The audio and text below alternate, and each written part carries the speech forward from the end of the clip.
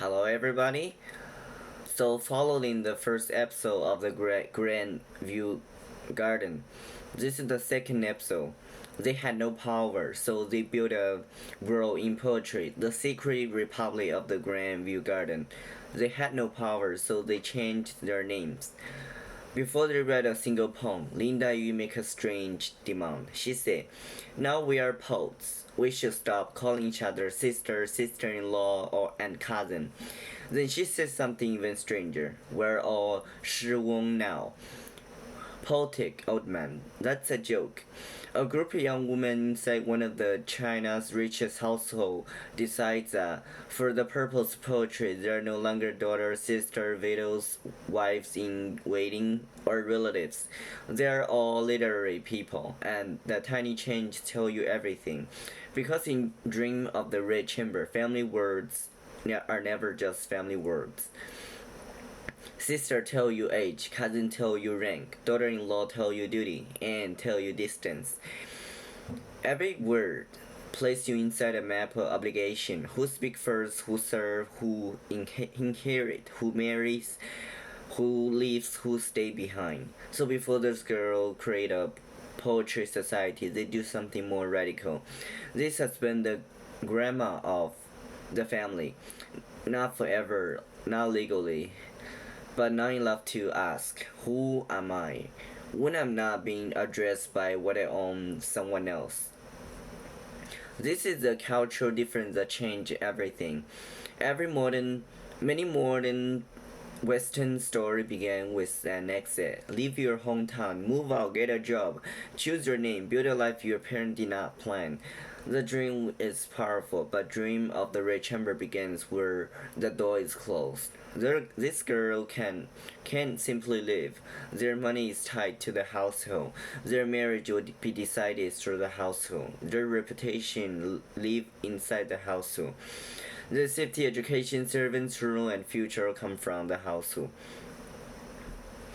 The family loves them, feeds them, protects them, and the family has the power to decide what they become.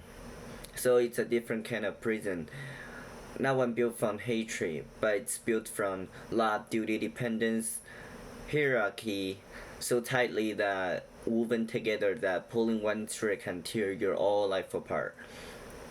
So this episode asks one question that many people still know intimately. What does freedom looks like when you can't simply leave the people who control part of your future?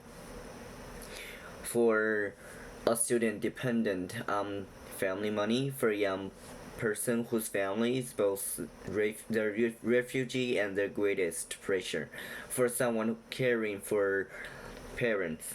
Just to live is not always freedom. Sometimes the first form of freedom is smaller. A room, a group, a new name, a language in which people can finally meet you as more than your role. Tantrun is another character. Tantrun, she doesn't start a club. He takes a male cultural phone and makes hers. Jia Tanchun sends invitation across the garden. Her letter is not casual, it's full of classical references. She writes about the old literary gathering of Chinese men who built a platform for writing, who opened poetry society, men who invited kindred spirits to meet around mountains, water, wine, and verse. Then she asks, "Who says the title of Poetry Society belongs to only two men with beards? Why should this elegant gathering be denied to women?" This is not a modern protest speech. It's more subtle. Tantrum doesn't ask a patriarchal world to give women a new institution. She takes one of its most honored cultural forms, the literary gathering, and says, "Why should you be the only one allowed to inhabit it?" This is why the scene matters. She's not trying to become a man. She's showing that culture has already given women the language they need, but denied them full permission to use it. The girls don't create freedom from nothing. They borrow the form of male literary culture, the invitation, title, rules, judgment, recurring meetings, and turn it into a place where women's men become public to one another. Not public like a parliament or a courtroom, but public in the most important sense. What I see is no longer trapped inside me. Other people must respond to it. A poetry society is not a hobby, it's a small public world. Tantrum writes a full invitation, everybody comes. Then the girl did not begin by talking about their feelings. They build structure, they choose a president, they choose deputies, they decide who sets a subject, who determines the rhyme, who judge who is punished for arriving late, who hosts, and then Li Wan. She's a young widow, says, I nominate myself to preside. Then she admits, I cannot write poetry. This is not a contradiction. It's a point. Li Wan understands that talent alone doesn't create a culture. A culture needs someone who makes talent return next week, someone who keeps time, someone who remembers what was promised, someone who creates a place where brilliance doesn't vanish after one good afternoon. We understand this instinct. A magazine needs an editor, a movement needs an organizer, a music scene needs venues, a film needs producer, a friend group needs a person who keeps inviting everyone back. Li Wan is not the loudest artist in the room. This is why calling her just a widow misses everything, because she's the person who makes sure the room exists. The world has told her that her life is over. The girls makes her president. Chinese poetry doesn't ask, how do I express myself? It asks, what position do I take in the world? Then they choose a subject. Hawaii. Credible. Credible.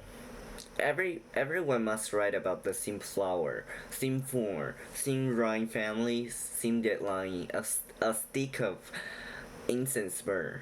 When the incense burns out, time is over. That sounds restrictive. To a modern audience, it makes sounds like the opposite of creativity.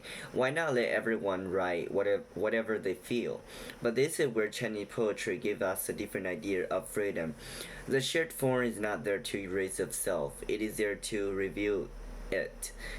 Give six people the same flower, same drawing, same rule, suddenly you can hear six different souls. One say purity, one say loneliness, one say pride, one say desire, one say the flower standing against autumn.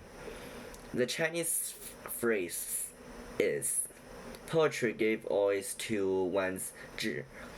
Zhi is not just emotion. It's not that I feel sad. It's your direction, your moral weather, the place in the world from which you look. Chinese poetry doesn't place the self in the center and confess. It lets the world carry the self. A flower, a moon, a river, a crane's shadow, a single line of smoke, not because the poet is hiding, but because some truths become deeper when they're not reduced to me. The self enters into the landscape, and the landscape answers back. This is why the point of society is not a private therapy, it's a public art of perception. You're saying, this is what I see in the same world you see. Now tell me what you see. The form doesn't make them less free, it makes their difference visible. This is a different idea for modern culture. We're often told freedom means no rules, be yourself, break the form, see whatever you want, but sometimes that's exactly right. But Dream of the Red Chamber shows another truth. A form can also become common ground. The same rules can become equal people visible besides one each other. A girl with a powerful family name. A girl with no secure home. A widow, a girl destined for marriage. A boy who doesn't want to become the man his family requires. All of them receive the same drawing, the same deadline, the same flower for 1 hour. No one can win because of family rank alone. They have to see, they have to write, they have to be judged by people who know the difference between a party phrase and a real man between a pretty phrase and a real mind. This is not equality. The garden is not equal, but it's a rehearsal. A rehearsal for a world where attention matters more than rank. Where a person is not only someone's daughter, they're the person who writes the line. Then Wang Xifeng, he's someone who is in charge of the house, um, temporarily. And it destroyed the fantasy that art floats above money. The girl asks Wang Xifeng to become society's censor. She laughs. She understands then instantly. She says, "You don't want a censor or supervisor. You want a cash advancing merchant." Because poetry requires money, hosts must feed people, paper must be bought, painted silk must be prepared, candles must burn, room must be open, servants must carry clean servant weight. Then Wang Xifeng gives them 50 taels of silver and offer the household stored material. The scene is one of the most Chinese things in the novel. Chinese culture often distinguishes between the cultivated refinement, poetry, art, taste, elegant life, and the ordinary, practical material world, money, food, labor, they need. But dream of the red chamber refuse to let us pretend they're separate. A poem about moonlight needs lamp oil, a painting needs silk, a feast needs kitchen labor, a garden needs people whose name are never written into the poem. This is not a cynical lesson. It's a mature one. Art doesn't become fake because it has material condition, but art becomes dishonest when it pretends it has none. And a student newspaper depends on tuition.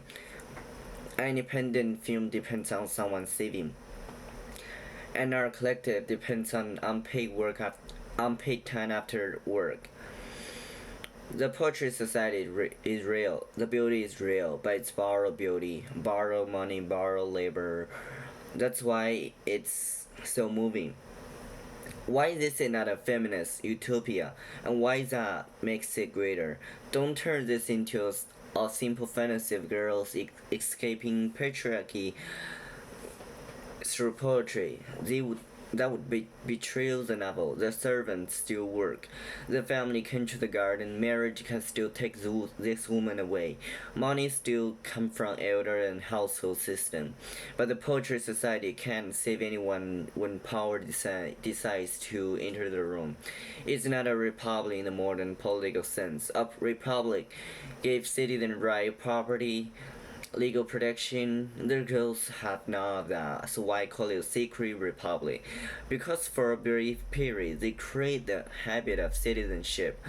They create a place where people not only born into identity, they're recognized through judgment. They elect, host, debate, criticize, compete, forgive, fund, and return. They practice a probably life that large world has not offered them. This society doesn't overthrow the house; it makes their house less total. That's the deepest thing this episode has to say. Power can control your future without fully controlling the language in which you understand one another.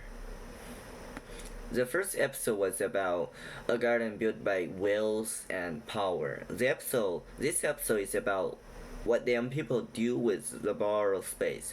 They don't own the garden, they don't own their money, they don't own the future, but they build something power cannot fully manufacture. A world where their minds meet, where a girl can be more than a marriage prospect, a video can be more than an ending, a dependent can be more than a burden, a poem can be more than decoration, and a name can become something you make with other people, not only something the family gave you. They had no parliament,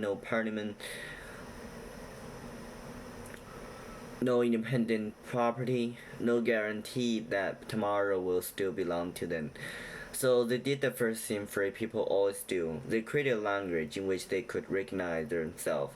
They did not own the garden, but they made it speak their language.